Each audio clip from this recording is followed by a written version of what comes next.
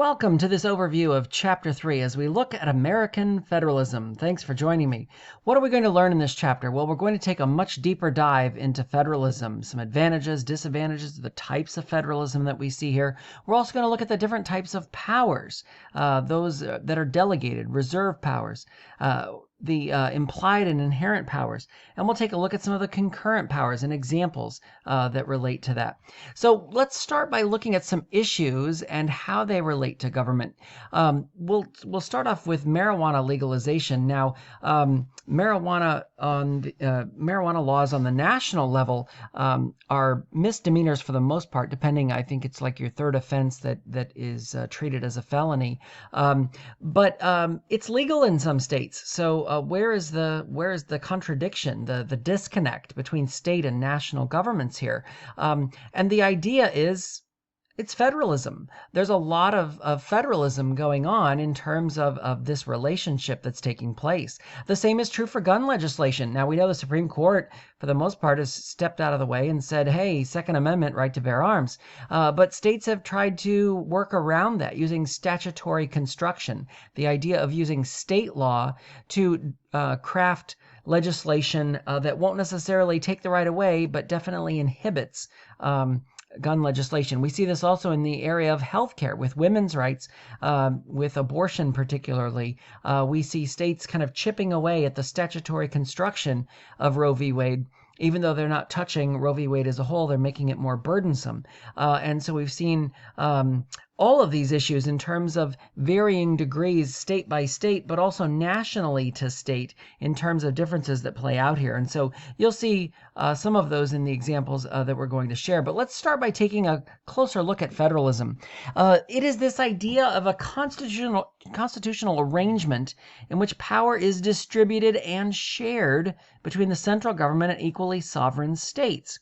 Now, I will tell you, a few years ago, as a college reader for the College Board, I did grade a question that said define federalism, and it was a high bar. They were looking for a definition that basically had the word sharing or some type of power that's distributed here, and they were looking for a national and state government role. So you had to have those three things in the definition in order to get the point. Very high bar for a definition type of question. But it is this sharing of power. National and state governments sharing power. I always have students raise hands. One hand is the national government, one hand is the state government, and they have them shake their own hands. This is the idea of federalism, the idea of national and state government sharing power. And they both have power over people. Consent of the governed, right? We consent to give our power to those in leadership positions who then pass laws over us that we have to follow. That is the consent of the governed. And we see this in federalism at the national and state level in terms of the roles that they play. Now, we have thousands of governments. Thousands in terms of townships and municipalities, special districts, not to mention counties, as well as the 50 states and the national government. But federalism is this sharing of power, and we can see it's shared quite a bit across all of these different types, these different aspects of levels of government that we see here. And this was by design, right? Madison envisioned that pluralism would be national, state, and many local governments that are basically dividing up power so that no one can become more powerful and factions take over. Federalism in action is really what we see of this sharing of power, and I love this example because we have President Obama here in 2012 with New Jersey Governor Chris Christie, and they're walking along a neighborhood in New Jersey that was hit by the hurricane that touched down and caused massive devastation, killed people, displaced thousands from their homes, caused billions of dollars worth of damage. And here we have a Republican governor and a Democratic president walking side by side right before an election, a presidential election in the year 2012. It was October when this New York Times story came out. And they're walking side by side in terms of trying to address the issues of the people of New Jersey, trying to give them food, clothing, shelter, resources to get back on their feet. This is federalism in action. This is the power of federalism that we see here. And this is the national and state governments sharing power, which is such a vivid image in terms of being able to show boots on the ground the idea of national and state government working together for the people, which is ultimately what the people want, is their government to be responsive to their needs. Now let's look at the types of federalism that we see here. We see a dual federalism, which is kind of a layered cake. This is the idea that the national government has its role. A good example of this would be the military. We don't have a military in the state. Yes, a National Guard, but a little different in that respect. But the idea here is the Army is conducted at the national level. The Marines, the Air Force. The whole idea is the national government takes care of that, and they have their own sphere of power and influence in making that happen. Just like state governments have a power within this dual federalism, this layered cake, the state governments oversee elections. They determine voter eligibility. They determine where precinct locations take place and how many of them there are across the state, what type of election ballot boxes or booths or technology is being used. All of that's done at the state level. And then we have local level aspects in which we will see the local government is handling, for instance, education by local school boards. Yes, there are mandates and there are many types of requirements and rules passed down from national and state government. But the idea is the local government is really that layered cake, the local layer, basically confronting the issues that are on the ground in terms of trying to give students access to education. So very different roles and responsibilities in a dual federalism in terms of they each have their role and responsibility, and never the twain shall mix. So pretty separate there. Cooperative federalism is kind of what we saw with Governor Christie and President Obama. We saw this cooperative federalism. They're working together, especially in times of disaster. When you have wildfires and you have tornadoes and you have drought and you have hurricanes and you have all kinds of problems facing your country, this is where national and state government working together are helping the people on the ground. That's the cooperative federalism that we see there. Then we have a marble cake federalism, and this is the idea that we have responsibilities that are shared at all levels of government. And a good example here is working on highways and roads and bridges. We see there's national, state, and local government involved in each of those. The inter-county connector connecting I-270 to I-95 is a really good example of marble cake. We had the federal government involved in terms of giving money and resources and getting the Department of Transportation out there to help the state of Maryland with trying to plan this for decades and get all of this moving. And then we have the local government that's also involved in terms of who's going to be negatively impacted by taking homes along this route and in order to create this inter-county connector. So we have a lot of marble cake in terms of differing levels and levels of activity and actions by governments in terms of carrying this out. Very marble cake in that there's a lot of mix there, not necessarily a layer per se. Then we have permissive federalism, and this is the idea that the federal government is supportive of what the state is doing, but then kind of takes a step back and lets the state kind of do its thing, and being there for advice and guidance and consultation and resource, money, think dollars. And a good example of this is the Purple Line in Maryland. Connecting Bethesda to Silver Spring. This was a state function. They asked the federal government for money related to it. Now, there have been contract talks that have broken down, and who knows what's going to happen with this, but it's really the federal government that's permitting the states to kind of move forward with this and carry this out and do so on their own. And that's what we see here as a permissive federalism. And then the last one is new federalism, and this is the idea that really took hold in the 80s around the Reagan era. With President Reagan, this idea of returning power from the federal government or the national government to the states and trying to return some of that power to them so that there aren't as many national government, people in D.C., President Trump refers to it as the swamp, returning that type of deregulatory environment to the states for them to carry out. And a good example here is environmental laws. We've seen a lot of those changing. The Trump administration basically rolling those back and pushing those down to states. If you want to have environmental laws, you carry it out, and that's more of that devolution that Reagan envisioned in the 80s. But we see that new federalism in terms of limiting the federal government's power. The national government is limited in terms of power and giving states more power as a result of this. Now, states can decide to pass this down second-order devolution, the idea of passing it down to local governments, and third-order devolution, passing it down to nonprofit groups, churches, charitable organizations, and whatnot. But the idea here is that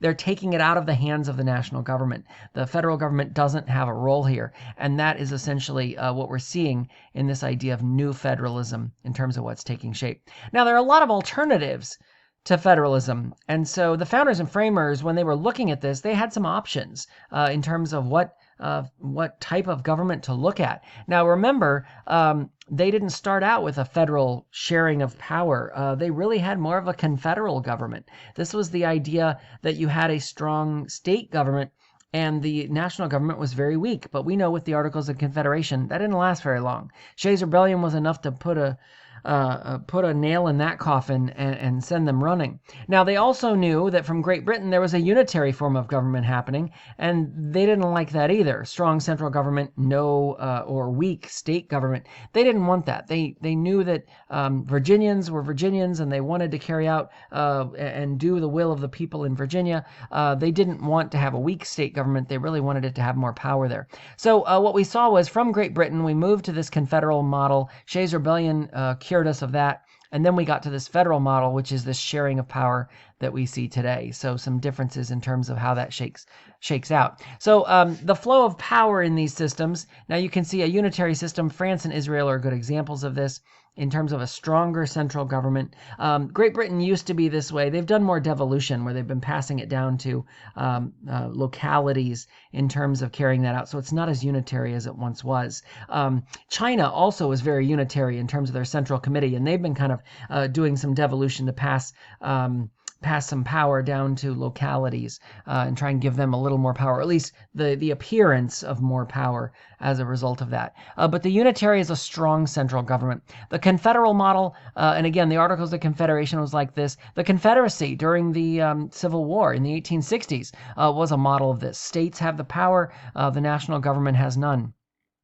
And as I said, in the Articles of Confederation, all it took was a Shays' Rebellion to cure us of that disease and to quickly realize that that wasn't going to work. So that's where we settled on federalism, this idea of national and state government sharing power and using that model to favor a strong state government and a strong federal government or national government in terms of how that plays out. Some different models, just again to look at this through the eyes of different visuals. The idea here is power under the federal government is shared, as we see here on the left graphic. Power is shared between state and national government. In the Confederate model, it's the local government that reigns supreme. In the unitary, it's the central government that reigns supreme. And we see the same thing here. In terms of a unitary government, it's the central government that has the power. In a confederal system, you're going to see the power among those independent governments. And in a federal system, you're going to see power being shared between central and regional governments in terms of how that plays out. Very important role that each plays there. And obviously, the founders and framers had background on unitary, had background on a confederal system, and in trying it with the Articles, knew it didn't work, so they relied on Montesquieu with separate powers, Rousseau, break the powers of the contract that John Locke had given us, and really start to break down what is going to be our best model, and federal was the one that they ended up coming up with and going with in terms of that regard. Now, some advantages of federalism that you can take a look at. Obviously, it's important to note that when you have shared power, you have pluralism. That pluralist democracy is basically keeping factions in check, Federalist number 10. Why? Because you want to check the growth of tyranny. You don't want any one group to become too powerful and have so much power over the others that you never have a chance to enact the will of the people. Also, you have unity without conformity. Not everybody needs to agree all the time. They can disagree. 9 of 13 colonies needed to approve the Constitution. 9 of 13 states, excuse me, needed to approve the Constitution.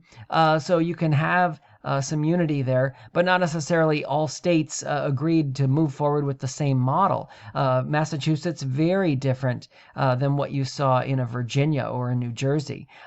This leads to this idea of experimentation, the laboratory for democracy, the role that federalism played in keeping government intact, but also bringing it closer to the people, allowing them to see and participate in government and take a bigger role here. Now, it's important to note that this experimentation isn't always perfect. It doesn't always.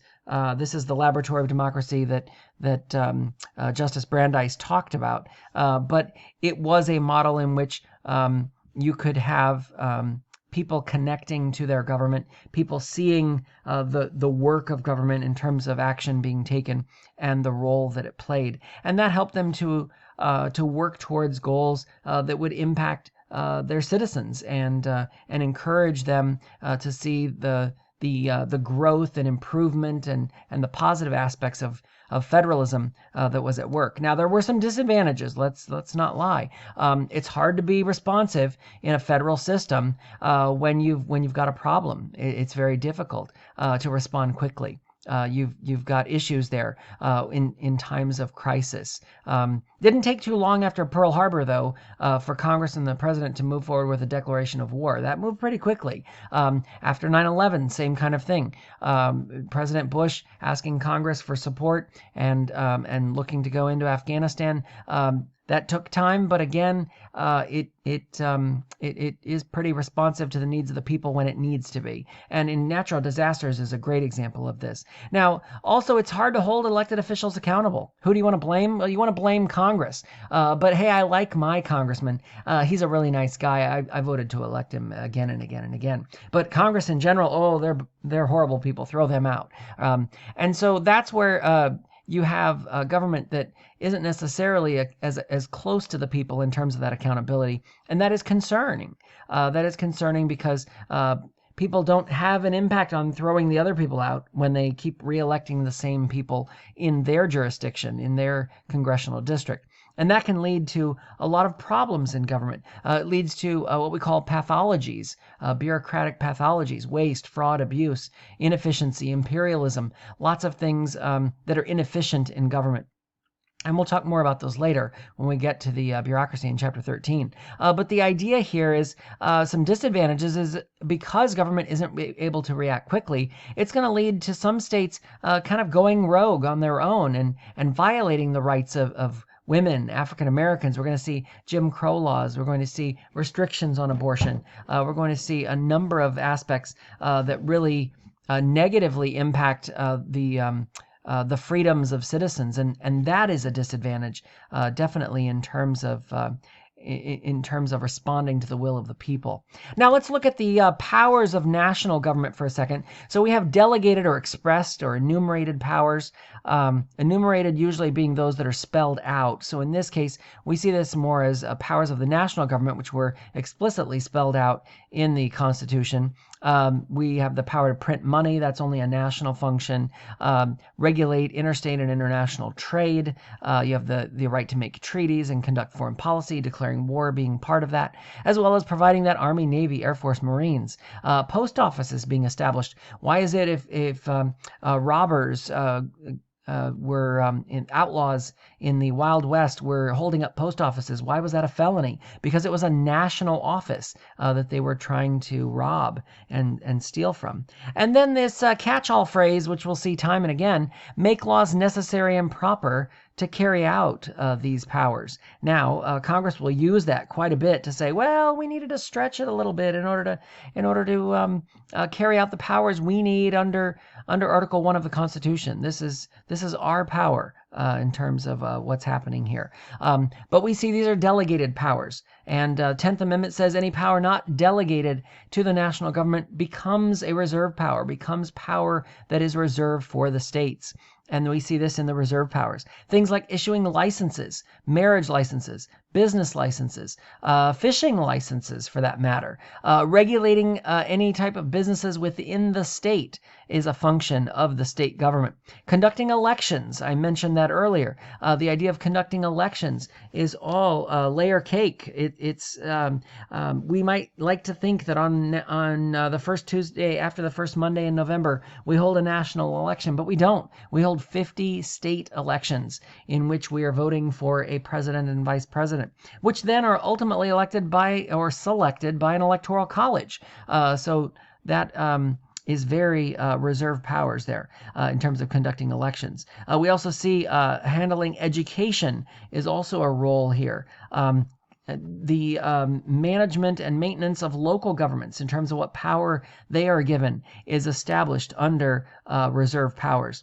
Any ratification or approval of amendments to the Constitution, those would be state powers and state powers alone. And then any public health and safety measures that need to be taken would be done at the state level. Now, again, the state may give the local government power to do that. We see that with Montgomery County under this COVID-19 coronavirus situation. But it is power that the state gives to local government and the power that the state can take away if it deems fit to do so. Also, the idea here is anything that, again, isn't delegated as the national government's power or prohibited for a state from doing is a power that is a reserved power of the state governments and not the national government. Now that brings us to the concurrent powers then, or shared power between both of them. And these are things like, well, they both can collect taxes. They both can build roads, highways. This is more the marble cake that we saw of federalism here. Borrowing money and establishing courts, both state and national government may do that. Making and enforcing the laws, chartering banks or corporations, spending money for the citizens in order to be responsive to the needs of the people, and taking private property under the Fifth Amendment, eminent domain, the idea of creating a highway and taking property under eminent domain in order to provide for a public good or a public-private good, as long as just compensation is provided, as long as they're giving fair market value to the owner of that property, they can do that under concurrent powers, and it's state and national government that both can conduct those. So these are the shared powers. This is where it gets a little messy because in having shared powers, they both can create that marble cake federalism we talked about with highways and roads that are created there. Now, there are also some powers that are denied to the national government. Notice the national government cannot violate the Bill of Rights. It also cannot impose export taxes among states. It can't use money from the Treasury without Congress approving that. And again, that bill would start in the House, the people's house, closest to the people. They also can't change a state's boundaries. And that includes breaking up a state in order to create more than one state, like California wanted to do a few years ago. That was a constitutional question. The only exception to that we saw was when Virginia seceded from the Union. West Virginia broke off and said, we don't want to leave. And so they were admitted as a state, the state of West Virginia, as a result of that. But again, with the secession, it wasn't deemed to be a violation of the denied powers here. State governments, what can't they do? Well, they can't print money. They can't enter treaties from other countries. They can deal with business agreements that happen with another country and the state, or state companies within the state. But you'll see a lot of those more informally done to get around the treaty aspect. They also can't tax imports or exports in terms of things that are going out to other countries. They also can't impair the obligations of contracts. We know this under the idea of full faith and credit, the privileges and immunities that we talked about before. They can't take a role that infringes on that. They also can't suspend a person's rights without due process. The idea of the Bill of Rights can't be infringed upon in terms of due process. And we saw that with the 6th and 7th Amendments. And then, cruel and unusual punishment in the 8th as well. And both of them can't do these. These are denied powers to both concurrently. They can't grant titles of nobility. There are no minister plenipotentiaries. There are no king and queens. Those have gone out. Neither state nor national government can issue titles of nobility. They also can't permit slavery. They can't deny citizens the right to vote due to race, color, or previous servitude. Now, we know there are ways around that, and we've seen states do it. And we see states infringe on those rights. Even today, in getting the Supreme Court to roll back the aspects of the Voting Rights Act of 1965, we saw that there are ways they can very carefully craft statutory legislation, state legislation, to get around that and try and withstand the constitutional scrutiny by the Supreme Court. But it's very hard to do. And they also can't deny citizens the right to vote because of gender. And the 13th, 15th, and 19th Amendments basically established that it wouldn't allow state or national governments to deny these powers. So we significantly see some denied powers here, trying to keep governments from infringing on the rights of citizens as a result of this living, breathing document that is the Constitution. Now, notice we have some implied powers. And this is where students kind of get confused, because there's like, what's the difference between implied and inherent? Well, there really isn't any. But the idea here is implied powers are, if we read between the lines in terms of what the Constitution says, it doesn't really say we have the power to do this. But if we can do something, and as a result, we would have to do this, then it's implied that we would have the power to do this. And a good example is what you see here with the Louisiana Purchase. It doesn't say that the president has the power to buy land, but we've seen the Louisiana Purchase under Jefferson. We saw the purchase of Alaska under Lincoln. All of these types of things really playing a role in terms of inherent powers. The president is commander-in-chief, therefore the president doesn't declare war, but the president does have the power to send troops in and have in situations, whether it's for war or whether it's for human rights issues in droughts and times of famine, to provide food to people that need help in other countries. So these are powers that aren't stated in the Constitution, but there is an implied power to it, and we usually see this under the necessary and proper clause, or what we call the elastic clause. It stretches like elastic. It stretches to meet the need of the time under Article 1, Section 8. And again, we'll look at that in much more detail when we look at Article 1, Section 8 in Chapter 11, looking at the legislative branch and the roles and powers that it has under Article 1, Section 8. But the inherent powers here are essentially those that aren't specifically implied by anything that's in the Constitution. So they exist merely because of what the president or Congress or a state is allowed to do. So we see some examples here of that. Powers of national government are coming from 4 main areas, and I've also included in the slides explainers on each one of these that I think you'll find helpful. The Supremacy Clause, again, Article 6, when national and state government conflict, who wins? It's the national government. How often?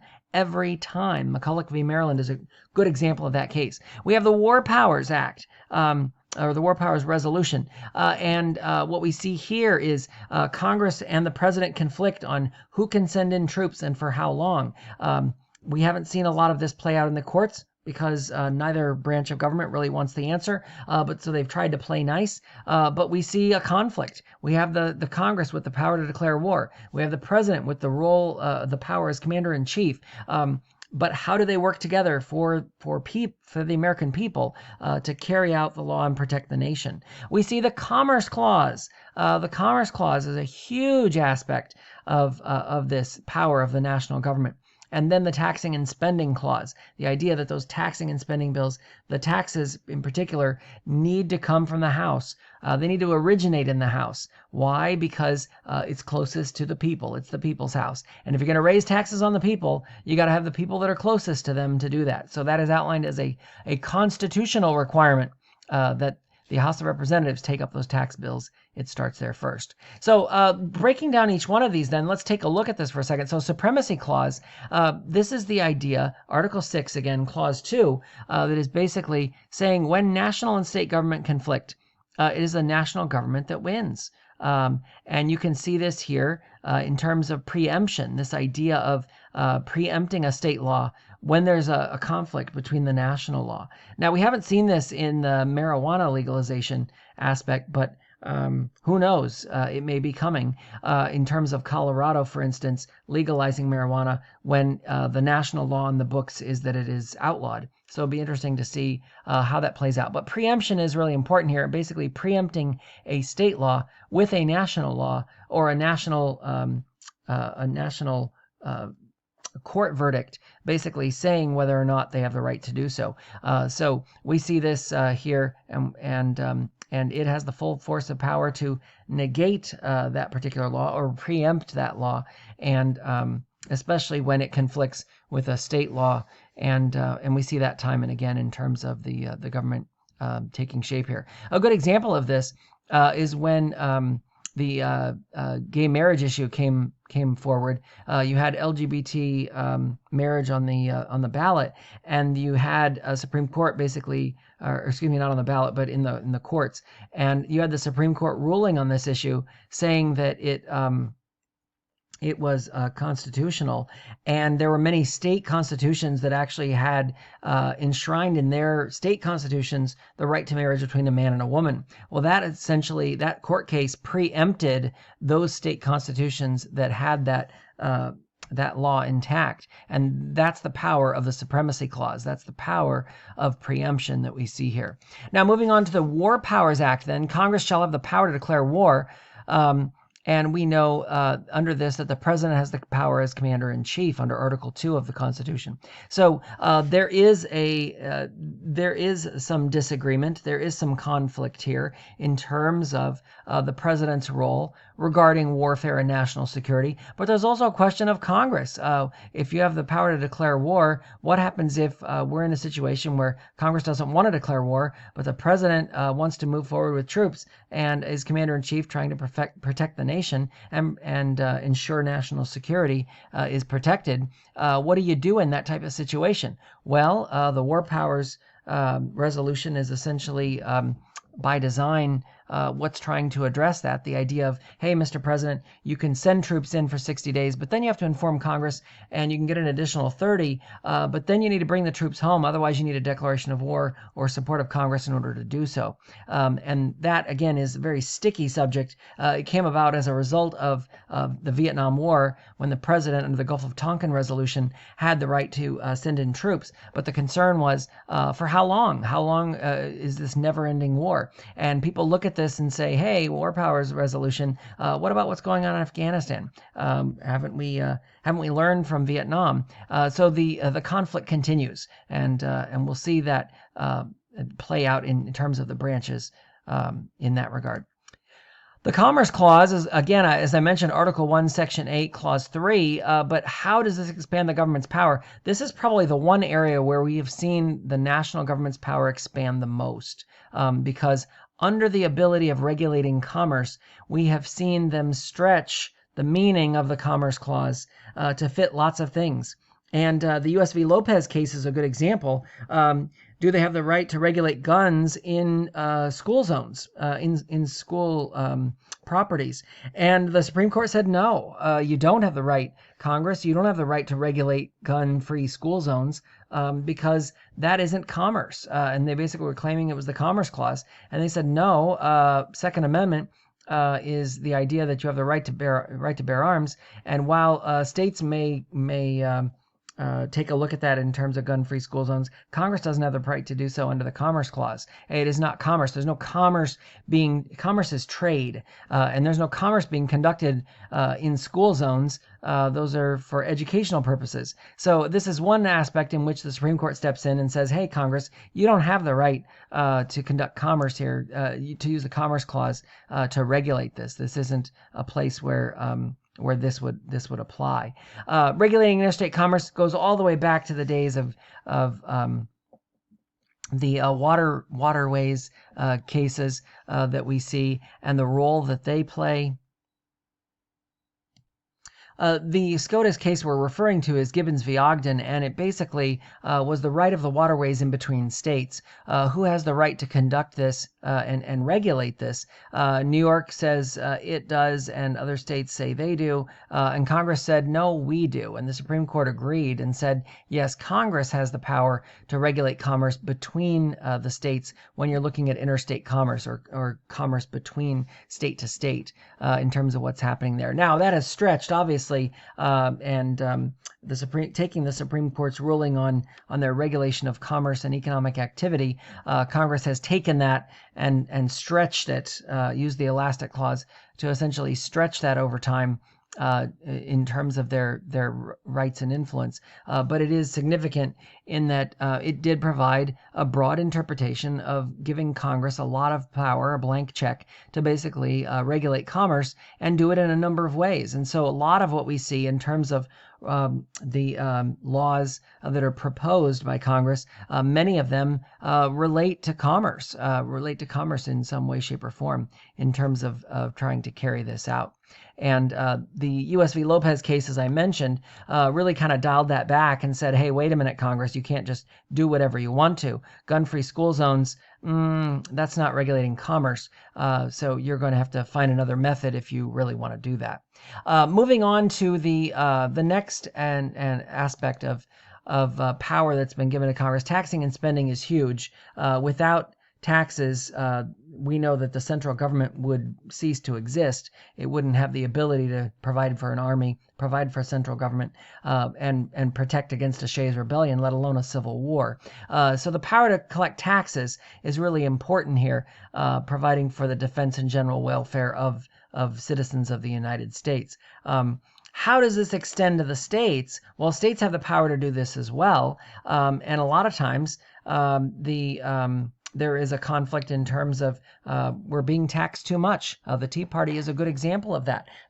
TEA, Tea Party, standing for taxed enough already, was really an outgrowth of people saying enough is enough. We are paying too much in taxes and we need to dial this back. And this was around 2010, I guess, 2009, 2010, and concerns that government was getting too large. So that tended to be an area that of concern that they were focusing on in the 2010 midterms during the Obama administration with the rollout of the Affordable Care Act, or Obamacare. It was seen as a tax. The Supreme Court looked at it as a tax and saw it as constitutional because of the fact that it was a tax. So taxing and spending also a big role in terms of what they're playing here. But remember, the idea is that we have some aspects of layer cake that can't be ignored, that dual federalism. So things like education, Congress can't regulate that, but they sure can regulate the amount of money that they spend on education, and they hang it out as a carrot. This really started to take shape in the Great Society with the Johnson administration. Lyndon Johnson basically saying with the education, what became the Elementary and Secondary Education Act, or what we would see as that, is really dangling a carrot in front of states and saying, hey, we can't force you to do this for education, but if you do, we'll give you lots of money in terms of backing that up. That really was a Johnson administration thing under the Great Society, and we've kind of continued that role ever since. And national government has a role in education because of dangling that carrot in front of states. Now, from time to time, they'll put mandates on, and they'll, they will try and regulate that. But most often than not, it is through the granting of funds that they're really able to get states to do what they want. And that's a significant aspect here because those mandates, funded or unfunded, are many times tied to the education funding that we see being doled out by the national government. Okay, so those four areas really are the aspects that give the national government its power. So let's look at some of these powers then in terms of delegated, reserved, and concurrent powers. Again, tariffs and taxes, Tariffs, a national government role.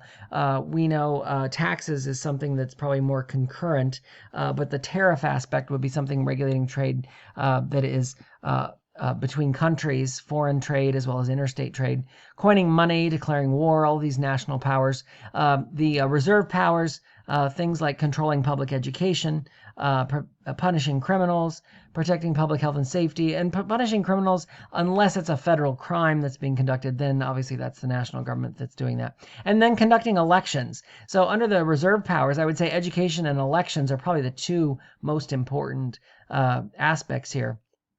And the role that they play there is really dual federalism, is really that dual federalism in that we have the red parts of the circle, that's the national government, the blue that is the state governments, and very dual federal in that they have their own layer cake in terms of carrying that out. Concurrent is more the marble cake, the concurrent powers that we see here, really a mixture of the two. Maintaining law and order, borrowing money, levying taxes, again, taking land for public use or eminent domain, and then providing for the general welfare. So we see these broken out, and I'm not going to go into these in great detail. You can pause the video as I look through each one of these. But this is just spelling out for you some additional examples of delegated powers that you see here that we've kind of already gone over. Likewise, you're going to see the implied powers, again, not expressly written, but creating a national bank is an implied power. If you have the power to collect taxes and you have the power to print money, you should have the power to create a national bank to house these items, to basically regulate the flow of money between taxes and printing money in order to carry that. A really good implied power that we see here. And then inherent, well, if the president is the chief executive, then it's assumed that the president would have the power to one-on-one with king or queen from another country to conduct foreign affairs. So it's an inherent power in that it grows out of the existence of that national government that we see here. Concurrent powers then, the role that they share, things like highways and taxes and establishing court systems, all of those would be concurrent powers. And they would do so not necessarily together in that aspect, but they would share the power in that they could conduct their own courts, and they could conduct their own taxes and build their own highways. But again, we tend to see the national government providing funds for those highways, and that really is helpful in that regard. Reserve powers that the states have, mainly under the 10th Amendment, but again, licenses, full faith and credit, privileges and immunities, all of this in play in terms of the reserve powers. Conducting elections, controlling and regulating education, really important roles that they play here in the reserve powers. And again, the denied powers that we've already talked about. No titles of nobility, no changing state boundaries, no coining money for states, and no export taxes for the national government.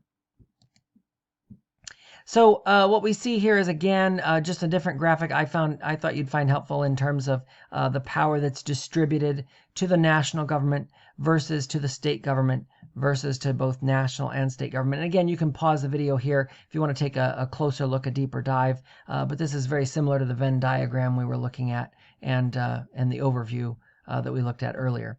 Now, interstate relationships is really important because we see under Article 4, this idea of federalism is really at play. Article 4 is really where we get the ideas of federalism, this sharing of power between national and state governments. Because Article 1, 2, and 3 basically establish the national government in its branches. Article 1 being the legislative branch, Article 2 executive, and Article 3 judicial. But what we see in Article 4 is this shaping of sharing of power with the national government and the states. So we see the full faith and credit clause here. If you're married in one state, that civil judgment should be valid in another state. So that marriage license should still be valid. You don't have to go to the state you moved to and get another marriage license. It is valid in that state because of the full faith and credit clause. Now, we also see here the privileges and immunities applies. If you have privileges or immunities that you've been given to citizens of your state, you should have the right and the privilege to be able to do that as a visitor in another state. And one of the best examples is taxation of those that are coming in and buying a product and being charged a surcharge because they're from out of state.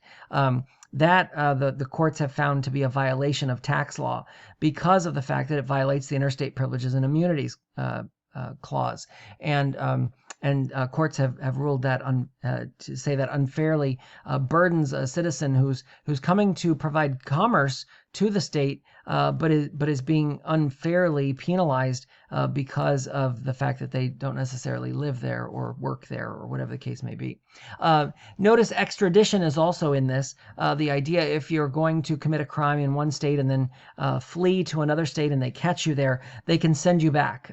We have these extradition agreements also with foreign countries when they catch you. Not all of them, but many of them. If they catch you in a foreign country, they extradite you, send you back to the country of origin where the crime was committed so that you can stand trial and justice is served. In addition, we also see another relationship here called the Interstate Compacts, or what we call regional cooperation. The Chesapeake Bay Commission is a great example of this. Chesapeake Bay just doesn't touch Maryland. It touches all kinds of states, from Delaware to New Jersey to Virginia to Pennsylvania, even parts of New York. And the Interstate Compact is really a relationship among states to try and provide ways that we can work together in order to protect the Chesapeake Bay for its future and for future citizens. And so we see regional cooperation that is at stake here to really try and drive that home and really help that. That is coming about from Article 4 of the Constitution in terms of this federalism, this interstate relationship that is at work here. Okay, so now we're going to look at what role the courts have played in federalism, this idea of sharing of power. What happens when the sharing of power actually is conflicting? The idea here that they don't necessarily see eye to eye, and this happens a lot. One of the landmark cases that we see in defining this federalism relationship between national and states is McCulloch v. Maryland. And in this case, if we go back to it, the federal government basically establishes a national bank and puts it in Maryland. And the state wants to tax the bank for some reason. They want to get more tax dollars out of it. And the federal government looks at Maryland and says, "Are you kidding me? At least we put it in your backyard. We could have put it in Virginia. We could have put it in other places. Why would you want to tax the federal government? Not to mention you can't do that." Maryland said, "Yes, we can." So it went to the Supreme Court, and the Supreme Court was trying to answer two key questions. First, do the states have the power to tax the federal government? And do they have the power to do that at all? And then secondly, does the national government have the power to establish a national bank? And this was kind of a side effect of this particular case, but is something that addressed this issue and kind of put to rest the idea of can they establish a national bank, and then does a state have the power to tax it? So the first question here, do the states have the power to tax the federal government? The Supreme Court ruled on this case and said that the state does not have the power to tax the federal government because of the Supremacy Clause, because of Article 6. They don't have the power to tax the federal government. Now, they did say, however, that the national government does have the power to establish a national bank because of those inherent powers. If they have the power to tax, they have the power to coin money, they have the power to regulate trade, then they're going to have some type of an institution to do so, and a national bank seems like a logical institution to help them with that. So in addressing this, they really reinforce the Supremacy Clause, the idea that the national government reigns supreme in cases where state and national government conflict, but also put to rest the idea that the national government is a power that the national government does have in terms of creating a national bank to carry out its other functions under the Constitution. So it's kind of interesting to see if they had reached another verdict in terms of taxing a national bank, what other types of things the state could have done, the state of Maryland could have done. I mean, think about nullification.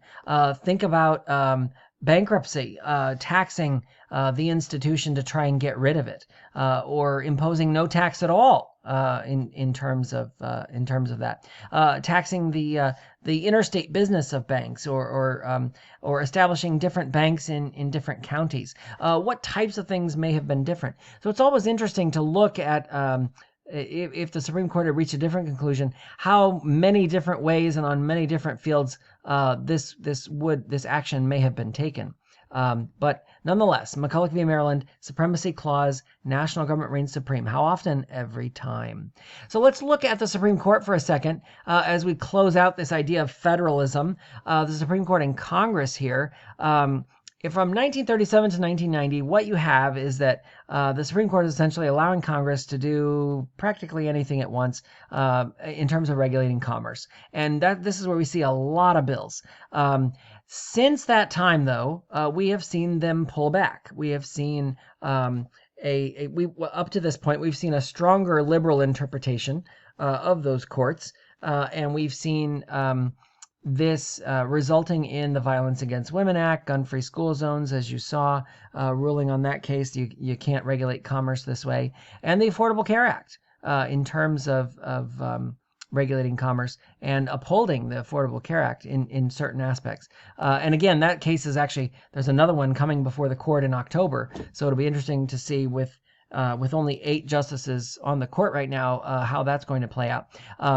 And even with U.S. v. Lopez. So what we're seeing is the court taking a more active role in saying, whoa, Congress, what are you doing here? Let's make sure that what you're doing is actually regulating commerce in terms of what's actually happening here. So taking on a different role, and to be continued in the world of 2020 with a more conservative leaning court. We will see how that plays out with the role and interpretation of the Constitution that they have as we move forward. So again, federalism at work, living and breathing, and moving forward. Okay, a couple of key points I want to talk about. Grants for a second. The idea of doling out money. We look at these in terms of some different aspects, but let's talk about what grants are first of all, and what purposes they serve, and then we'll talk about the types of grants that we see here. So federal grants are basically money that is being given to states. Now, we'll talk about how that money is being given in a moment. But this is giving the states some revenue. It's also, in some cases, establishing standards. Again, putting the carrot out there. Hey, if you want this money, you got to do this, this, this, and this. It's also trying to provide more equity among the states. Not all states get the same amount of money. Not all states need the same amount of money. So this equitable resource in terms of providing what states need in terms of trying to help is what we see in play here, and we'll have some data we'll take a look at here in a second. But the other aspect is also trying to address, and we've seen this with new federalism and devolution, national problems without a federal solution, without a national solution. So how do we address the issue of poverty? Well, we push a lot of that down to Medicaid, and we fund it through national grants, but we push that down to states to try and get them to carry that out. And how they carry that out in each state is very different. So again, the role of new federalism or devolution at work in terms of how that plays out. And we see that with some of the money here. If you look, states that give more money than they get, you can see here in those terms what states are at work. You see Rhode Island getting $1 for dollar return, so good for them. But New Jersey is giving $1 and only getting 61 cents back. Now, your question is going to be, where's Maryland? Well, because we are the backyard of the federal government, for every dollar we give in federal taxes, we get about $1.30. So we actually rank 18th in terms of money back. Look at New Mexico, though. For every dollar they give, they get $2.03. And I think a lot of that is because so many lands in New Mexico are owned by the federal government anyway. So there's probably a lot at work there. Alaska is probably very similar to that. But you can see here that it's not an equal dollar for dollar split in terms of what states are getting back in return. New Jersey only 61 cents on the dollar versus New Mexico $2.03, or Mississippi $2.02. Not an equitable distribution, but what they need, based on what they need in terms of what's there. And we see that playing out. In terms of the different types of grants, we have categorical grants. This is more formulaic in nature, based on this formula, how many people you need, what kind of funding you have, whatever, and you punch in a bunch of numbers, and it spits out a formula which basically tells you how much money you get. Okay, that's essentially a categorical grant. A project grant is usually for a particular purpose. It's for that mission. It's very targeted in terms of what it's addressing, and it can only be used for that purpose. And then a block grant is basically a big pot of money. Here's money, go spend it. Now, the block grants and categorical grants are given out in varying degrees, and we'll talk about that in a second, but very different. Categorical, a lot more strings. There's a lot more going on in terms of how you get the money, and the dollars in terms of taxation and what money you get in return that we saw here, federal spending per dollar, is very indicative of what type of money are they getting. Probably more categorical today than they used to. Less block grant. Here's a big pot of money, go spend it, and more categorical or strings attached in nature in terms of addressing that. Now, Republicans tend to favor grants that have fewer strings attached. Here's a big pot of money, but again, that's a generalization because a lot of times they also don't like Democrats giving a big pot of money and saying, here, go with it and do this. Now, Democrats are more likely to use this to change behavior. Again, the Lyndon Johnson approach. Here's a carrot, go change education, and if you do, we'll give you more money.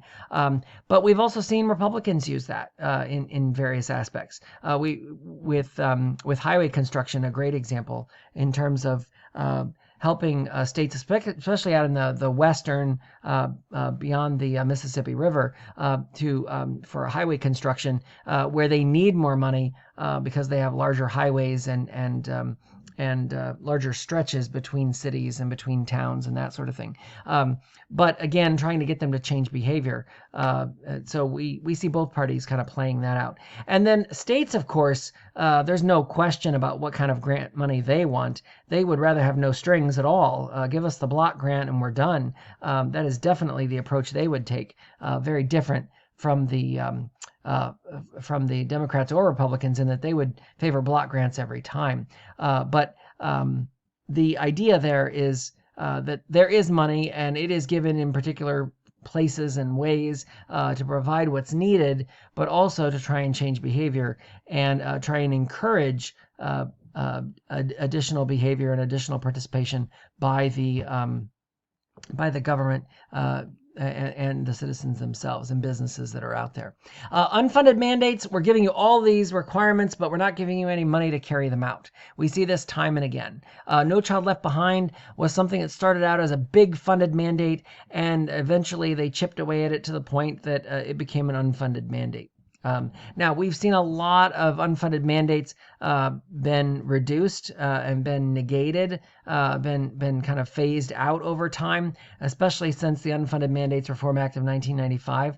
But again, this is still a big controversy in terms of states that don't want to have to live by all these fiery hoops they have to jump through and the bells and whistles that they have to do in order to comply with federal government's categorical grants in order to get additional money. So it is a conflict that we see back and forth with the national and state governments. But again, if you want the money, a lot of times you have to provide the strings, and that's why the national government does it, and they usually get what they want in the end. So going back to this idea of devolution or new federalism, is it better to pass this down to states and kind of let them carry it out?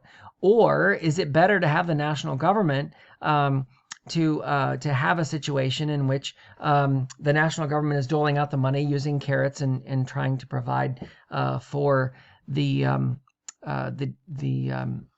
more of the central approach versus decentralized approach. So we've seen this back and forth since the days of the founders and framers, right? Since the days of the ratification of the Constitution, we've seen divisions in terms of the roles here. Now we've seen decentralists, the ones that support devolution, really want to. And again, this took shape since the Reagan era, really with devolving the roles and powers of the national government. And we've seen that in places like environmental regulation, as I mentioned. but they haven't always been very successful in doing so because states sometimes will step in, and California is a good example of this, providing their own state laws around environmental regulation for businesses, and have basically stepped in to bridge that gap. So what we've seen is devolution not always as successful. Again, depends on the state. But what we have found is states many times will step up to the plate to enact laws that the national government hasn't, as a result of new federalism. So is it working? Is it not? That's debatable in terms of what plays out here. But we see FDR much more centralist. I can control how to help people much more if we control that from the national government, versus Reagan's decentralist approach. Push it down to the states, let them deal with it, take the power out of Washington. The scariest words Reagan said are "I'm from the government and I'm here to help," right? And then Bill Clinton saying the era of big government is over. And we've seen this time and again, administration to administration, rolling through the idea of centralist versus decentralist. So the debate continues, but the idea here is that it is an ebb and flow, and depending on the administration who's elected, they set the agenda in terms of how that's carried out. So the balance of power in this national and state government, this federalism that we've seen, the national government has grown. Despite what Bill Clinton said about the era of government being over, we've continued to see that growth. But we also continue to see growth in state and local governments as well.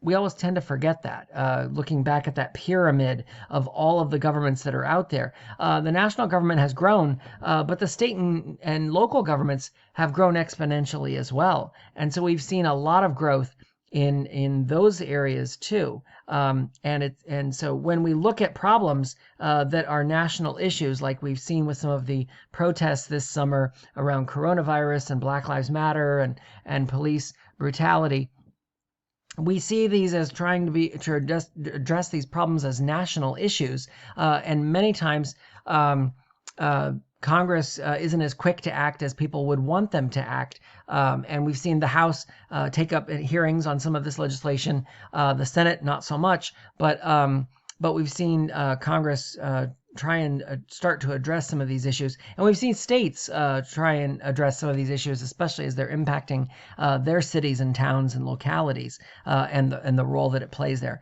But what we do know is, especially in times of need, why do we need a federal government? Because we need, going back to the picture of Chris Christie and Barack Obama, we need a government that is a state and national government working together for the betterment of the people. And that really is the most important role that they play, putting down a Shays Rebellion, but helping people in times of need, especially in times of national crisis. That is the central role people expect government to be there to help with. All right, some key events that kind of led to this idea of federalism. So we have federal pensions for soldiers. That kind of establishes the idea of the federal government paying workers in order to help with maintaining security and social order. We have the Industrial Revolution, big business. We're going to start regulating railroads. We're going to start regulating industry. We see the Great Depression. FDR's push for a centralized type of government to help people get back on their own 2 feet, to help them start again, to get businesses started and moving once again. And then we see pushing into the production of a war economy and changing the role that we have in the world in terms of trying to keep the peace and keep democracy alive. And then we move forward to the Civil Rights era and the national government stepping in terms of some of the Jim Crow laws that were in place and some of the police brutality that was taking place on national television.